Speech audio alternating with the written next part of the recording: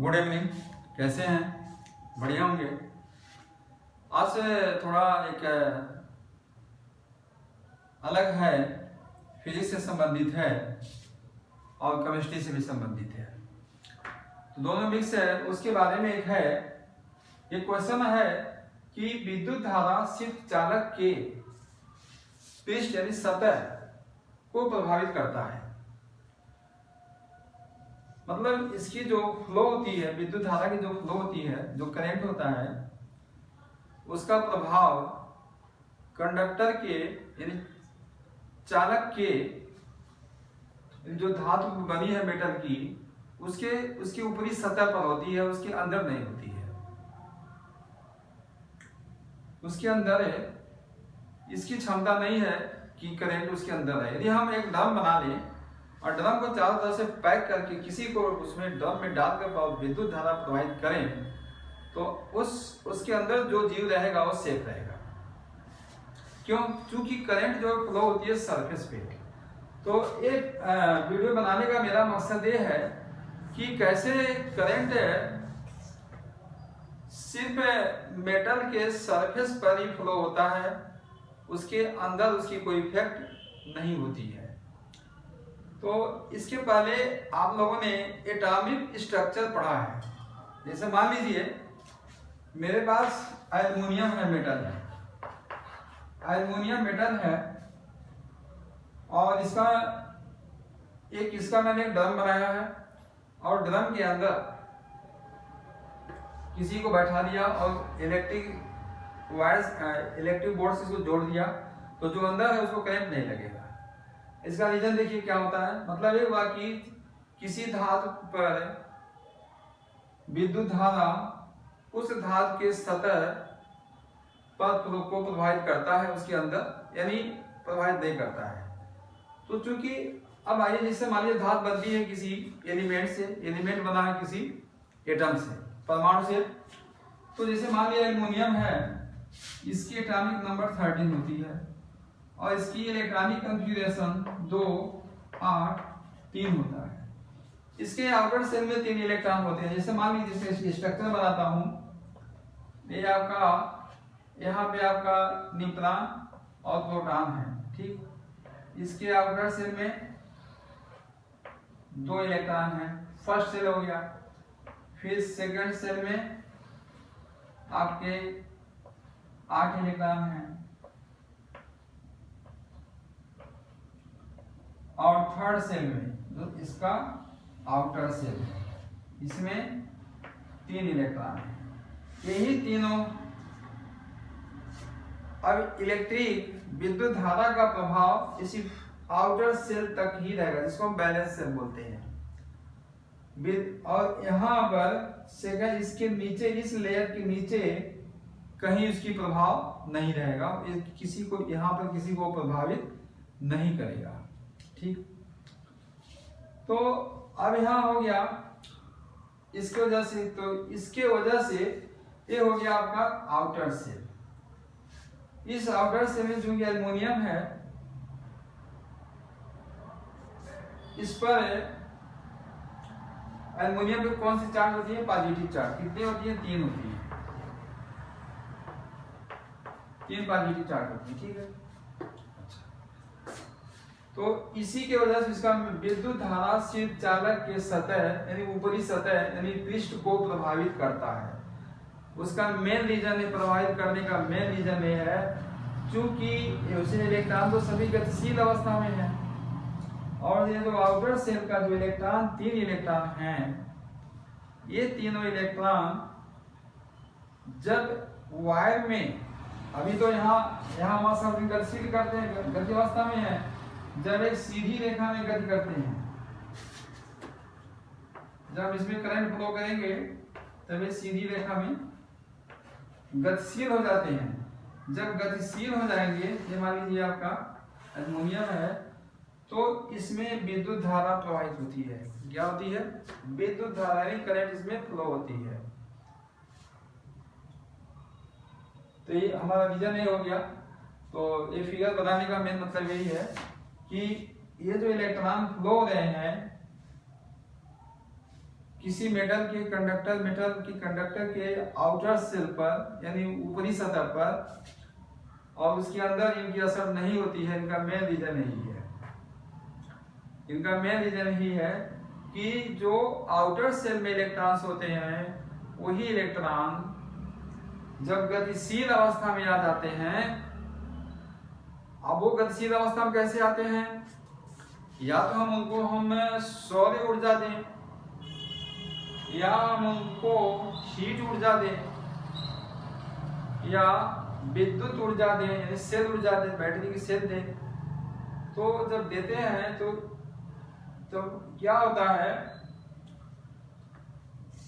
उसकी जो वो भी मेटल की होती है तो उसमें भी चार्ज होते हैं, तो वो चार्ज इनको डिस्टर्ब करते हैं। यदि प्लस वाले आ गए तो प्लस वाले इनको अट्रैक्ट करेंगे। अब जैसे ये है, मान लीजिए इसको मैं फिगर बनाता हूं, ये आपका मैंने सर्किट बना दिया, ये मैंने सर्किट बना दिया। इधर प्लस हो गए,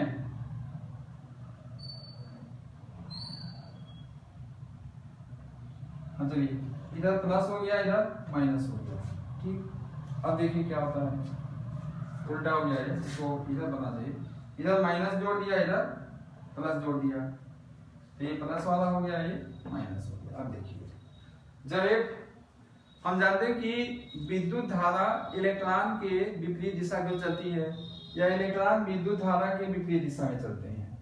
चूंकि अब विद्युत धारा इधर से हो, जब सर्किट बन गया हमारा तो इलेक्ट्रॉन इधर से फ्लो हो रहे हैं। ये जब नेगेटिव चार्ज इस नेगेटिव चार्ज पर इस पे पास जाएगा तो क्या होगा, रिपल्सन होगा, मतलब प्रतिकर्षण होगा, इसको भगाएगा। और इधर पॉजिटिव चार्ज है, जब पॉजिटिव चार्ज इधर से इधर जाएगा इसको क्या करेगा, अट्रैक्शन करेगा, इसको अट्रैक्ट करेगा। तो रिजल्ट क्या होता है, ये इलेक्ट्रॉन बहुत तेजी गति से इसी पर इलेक्ट्रॉन जो है, इलेक्ट्रॉन मतलब पॉजिटिव की तरफ भागते हैं और ये इलेक्ट्रॉन इनको पीछे से पुश करता है। तो इस तरह से इसमें विद्युत धारा प्रवाहित होती है, ये गतिशील अवस्था में आ जाते हैं। तो इन्हीं इलेक्ट्रॉन के गतिशील अवस्था में आने के कारण, इन्हीं इलेक्ट्रॉन को गतिशील अवस्था में आने के कारण कंडक्टर में विद्युत धारा प्रवाहित होती है। तो मेरा कहने का मतलब ये हुआ कि ये जो इलेक्ट्रॉन की बहुत बड़ा रोल होता है, इलेक्ट्रॉन की बहुत बड़ी रोल होती है केमिस्ट्री में भी और फिजिक्स में भी। तो अब इस पे अब देखिए, जब विद्युत धारा आई जान लेते हैं विद्युत धारा होती क्या है। अभी हमारा क्लियर हो गया, इलेक्ट्रॉन के जब को इलेक्ट्रॉन गतिशील अवस्था में आने से इसमें विद्युत धारा उत्पन्न होती है। क्योंकि और हम जानते हैं कि विद्युत धारा, एक मिनट, हम जानते हैं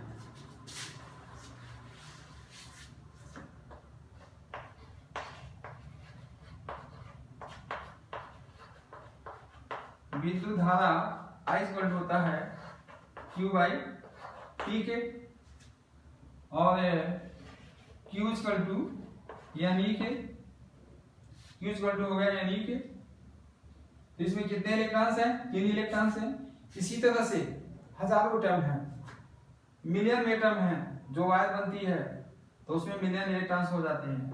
तो मतलब है, अब एक इलेक्ट्रॉन यहाँ पे है, मान लीजिए इस सेल में है, इसी तो फर्स्ट एटम में है, और दूसरा एटम बना दिया, इसी सिमिलरली दूसरा एटम बना दिया। तो ये इसमें का भी है इलेक्ट्रॉन, इसमें का भी इलेक्ट्रॉन, ठीक है। तो दूसरा एटम बना दिया, तो इसको, तो ये जो इलेक्ट्रॉन, इसका भी इलेक्ट्रॉन से इसका भी इलेक्ट्रॉन।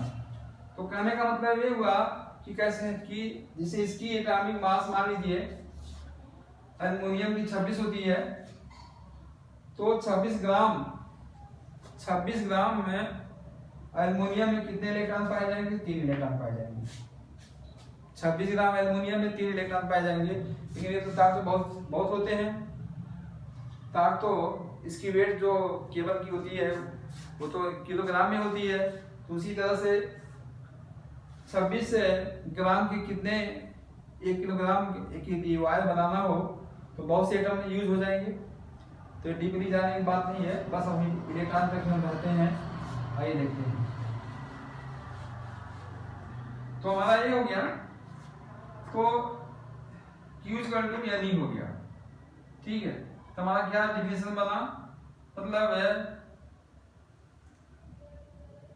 विद्युत आवेश को यानी इलेक्ट्रॉन को एक स्थान से दूसरे स्थान तक ले आने में जितना समय लगता है, यानी आवेश को यहां से यहां तक आने में जितना समय लगता है उसी को विद्युत धारक कहते हैं। ये तो बहुत तेज चलते हैं, टाइम बहुत कम लगती है। तो इस तरह से हमारा ये हो गया विद्युत धारा। लेकिन हमको क्या जानना था, विद्युत धारा सिर्फ चालक के ऊपरी सतह यानी पृष्ठ को प्रभावित करता है, नीचे को नहीं करता है। तो हम क्यों नहीं करता है, इसका सिंपल सा जवाब है, चूंकि आउटर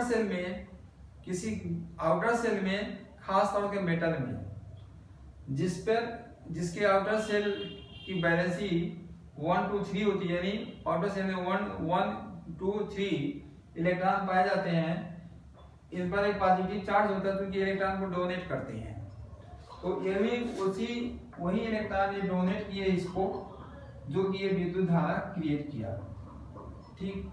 अभी इलेक्ट्रॉन विद्युत धारा क्रिएट किया, और जो बाकी जो उनके इसके पहले वाले में है, क्योंकि उनकी अष्टक पूरा है, वो डिस्टर्ब नहीं होंगे। डिस्टर्ब नहीं आउटर सेल वाले ही होंगे, मतलब जो बॉर्डर वाले हैं वही सेल वही डिस्टर्ब होते हैं, और वही जो विद्युत धारा क्रिएट करते हैं किसमें, कंडक्टर में। तो इस तरह से ऐसे छोटे छोटे हैं। जब हम, क्योंकि मेरा कहना है वीडियो बनाने का मतलब ये था कि जैसे जो हमारा कुछ फंडामेंटल पार्टिकल होते हैं, electron, proton, neutron, atom, element, कुछ ऐसे फंडामेंटल जो कि हर जगह यूज होते हैं, कंप्यूटर में भी यूज होते हैं और हर जगह यूज होते हैं। तो उसका जो मेन थ्योरी होती है वो सेम होता है, केमिकल में भी यूज होते हैं, सब जगह यूज होते हैं। तो इनका काम है, जो मेटल हैं जिनके एक पॉजिटिव चार्ज वाले जो उन्हीं को कहते हैं जो इलेक्ट्रॉन को देते हैं, ठीक। तो इन्होंने अपने इलेक्ट्रॉन को डोनेट कर दिया, किसके लिए, विद्युत धारा बनाने के लिए। और नॉन मेटल तो करते नहीं है,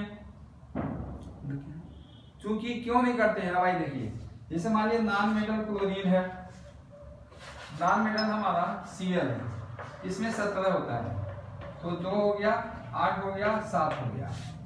ये क्या करेगा, इसकी जो आउटर सेल है, आउटर सेल में एक जगह होती है एक इलेक्ट्रॉन को एडजस्ट करने की, तो क्या करता है, एक इलेक्ट्रॉन लेकर के अपना अष्टक पूरा कर लेगा। ये अपना इलेक्ट्रॉन लेकर के अष्टक पूरा कर लिया। जब अष्टक पूरा हो जाता है अपना वो स्टेबल हो जाते हैं। जब स्टेबल हो जाते हैं, यहाँ से इनको डिस्टर्ब करना बहुत मुश्किल होता है, इनको डिस्टर्ब करना बहुत मुश्किल होता है।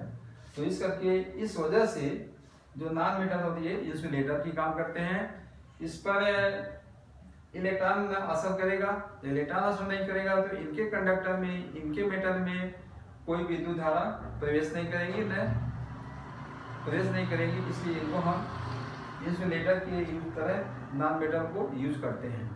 जैसे प्लास्टिक हो गया, रबड़ हो गया, जितने हमारे घर में स्विच लगे हुए हैं, बोर्ड में लगे हुए हैं, सब जो है इंसुलेटर की तरह होते हैं, क्योंकि वो उनकी अष्टक पूरी हो जाती है और उनका सेल ब्रेक भी नहीं होता है, जो मेटल होते हैं, मेटल जब इलेक्ट्रॉन किसी को डोनेट करते हैं तो उनकी आउटर सेल ब्रेक हो जाती है, उनकी आउटर सेल क्या होती है, ब्रेक हो जाती है।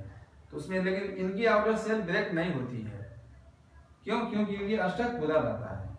तो इस तरह से यदि हम पढ़ाई करते हैं और समझने की कोशिश करते हैं तो हम तो फिजिक्स हुआ, केमिस्ट्री हुआ, कोई टफ नहीं है,